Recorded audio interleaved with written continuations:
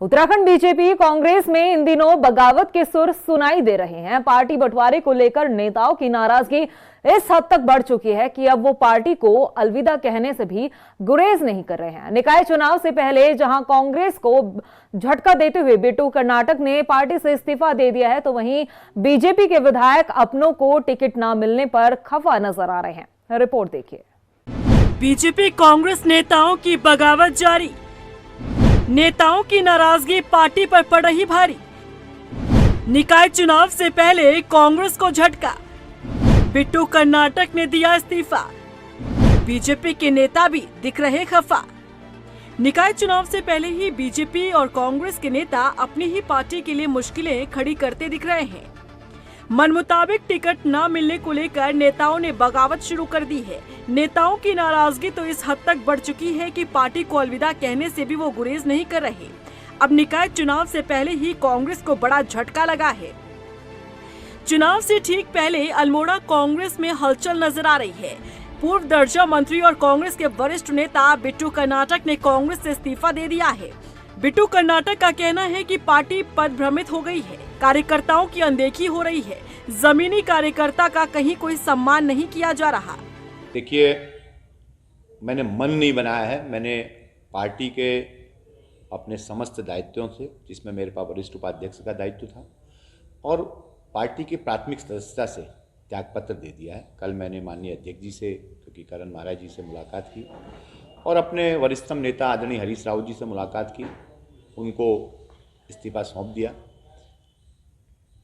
इस्तीफा देने का मुख्य कारण है कि आज पार्टी पदभ्रमित हो चुकी है। हमारी पार्टी अपने पद से भ्रमित होकर ऐसे कृत्य कर रही है जो कार्यकर्ताओं के हित में नहीं थी। ये नाराजगी बिट्टू कर्नाटक तक ही सीमित नहीं है, बल्कि पिथौरागढ़ में मेयर पद के टिकट को लेकर कांग्रेस प्रदेश उपाध्यक्ष मथुरादत्त जोशी की नाराजगी भी देखने को मिली थी। हालांकि नाराजगी के बीच वो कांग्रेस कार्यालय पहुंचे। अपनी नाराजगी को लेकर उन्होंने कहा कि जो व्यक्ति 48 साल से पार्टी में काम कर रहा है, अगर उस कार्यकर्ता का टिकट नहीं होगा तो उसकी भावनाएं आहत जरूर होंगी। देखिए, निश्चित रूप से नाराजगी नहीं, आप उसे रोष कहिए। और नाराजगी आदमी अपने परिवार में नहीं करेगा तो कहाँ करेगा। मैंने अपनी बात कही और मैंने गलत बात भी मेरे हिसाब से तो नहीं कही। जो व्यक्ति 48 साल से लगातार काम कर रहा हो, उसको आप एक टिकट भी नहीं दोगे तो निश्चित रूप से उसकी भावनाएं आहत होंगी। लेकिन कल माननीय अध्यक्ष जी आवास पे आए और अध्यक्ष जी ने अपनी बात मेरे सामने रखी, मैंने अपनी बात उनके सामने रखी और अध्यक्ष जी ने कहा कि 2-3 दिन में सब ठीक करेंगे, आप बैठिए कार्यालय में, आप थोड़ा चुनाव का समय है।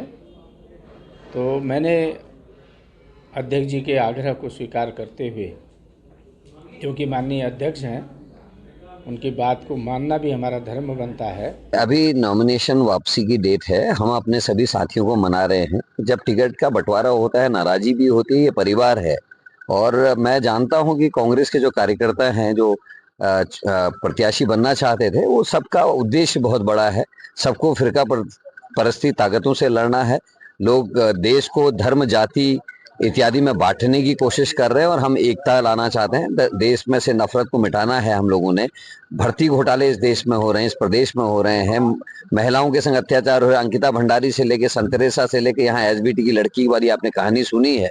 और खनन माफिया इतना हावी है कि बीजेपी के ही सांसद जो है उसमें आवाज सदन में उठा रहे हैं। तो जब उद्देश्य बड़ा है, लड़ाई बड़ी है, तो हम सबको एक होना होगा। मुझे लगता है कि जो कांग्रेस के साथी हैं सब मानेंगे और सब कुछ ठीक होगा। बगावत के सुर सिर्फ कांग्रेस में ही नहीं, बल्कि बीजेपी खेमे का भी यही हाल है। कर्णप्रयाग नगर पालिका के अध्यक्ष पद पर थराली से बीजेपी विधायक भोपाल राम टमटा के बेटे जयप्रकाश के निर्दलीय रूप से नामांकन कराने से बीजेपी असहज नजर आ रही है। इस सीट पर बीजेपी ने पूर्व विधायक मुन्नी देवी के बेटे गणेश शाह को टिकट दिया है। इससे नाराज होकर जयप्रकाश ने भी पर्चा भर दिया।